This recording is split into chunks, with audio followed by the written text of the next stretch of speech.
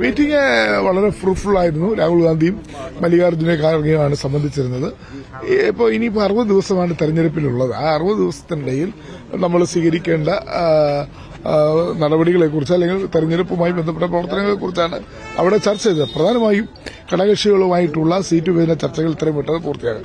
അത് കഴിഞ്ഞിട്ട് നമ്മുടെ കോൺഗ്രസ് സ്ഥാനാർത്ഥികൾ തീരുമാനിക്കും. അതിന് പ്രധാനമായും ഇന്ന് വന്ന ഒരു നിർദ്ദേശം ഭിന്നബിലിറ്റി ആയിരിക്കണം, വിജയസാധ്യത ആയിരിക്കണം, നമ്മുടെ ഒരു മാനദണ്ഡമെന്ന അടിസ്ഥാനത്തിലായിരിക്കണം സ്ഥാനാർത്ഥികളെ തീരുമാനിക്കേണ്ടതെന്നാണ് ഇന്ന് വന്നിരിക്കുന്ന ചർച്ചയിൽ വന്ന പൊതുവായ തീരുമാനം. ആ കാര്യത്തെക്കുറിച്ച് ചർച്ച ചെയ്തിട്ടില്ല. കോൺഗ്രസിന്റെ ഒരു കീഴ്വഴക്കം അനുസരിച്ച് സിറ്റിംഗ് എംഎൽഎമാരെല്ലാം മത്സരിക്കുകയാണ് പതിവ്. ഇനി ആർക്കെങ്കിലും അനാരോഗ്യമോ മറ്റേതെങ്കിലും വ്യക്തിപരമായ അസൗകര്യം ഉണ്ടെങ്കിൽ സ്വയം ആരെങ്കിലും പിന്മാറുകയാണെങ്കിൽ അവരെ മാറ്റി നിർത്തിക്കൊണ്ട് അവിടെ പുതിയ സ്ഥാനാർത്ഥിയാണ്. അത് ഉഭയകക്ഷി ചർച്ച ലീഗുമായിട്ട് ഒരു റൌണ്ട് കഴിഞ്ഞിരിക്കുന്നു. അതിൽ അത്തരം നിർദ്ദേശങ്ങളൊക്കെ തന്നെ വന്നിട്ടുണ്ട്. അത് നമുക്ക് ഫ്രീഡം നമുക്ക് തന്നിരിക്കുകയാണ്. പ്രദേശ് കോൺഗ്രസ് കമ്മിറ്റിക്കാണ് ആ സ്വാതന്ത്ര്യം നൽകിയിരിക്കുന്നത്. അതിലൊന്നും ഹൈക്കമാൻഡ് ഇടപെടുകയോ ദേശീയ നേതൃത്വം ഇടപെടുകയോ ചെയ്യില്ല.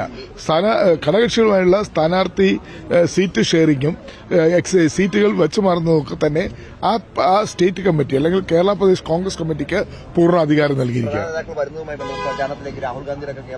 അല്ല, കൂടുതൽ സമയം രാഹുൽ ഗാന്ധിയുടെ സാന്നിധ്യം കേരളത്തിൽ ക്യാമ്പയിൻ ഉണ്ടാകണമെന്ന് ഞങ്ങൾ അഭ്യർത്ഥിച്ചു.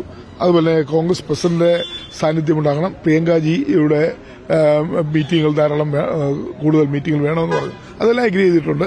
ഹൈക്കമാൻഡിന്റെ ഭാഗത്തുനിന്ന് എല്ലാ സഹായങ്ങളും തെരഞ്ഞെടുപ്പ് വിജയത്തിനുണ്ടാവുമെന്ന് അറിയിച്ചിട്ടുണ്ട്.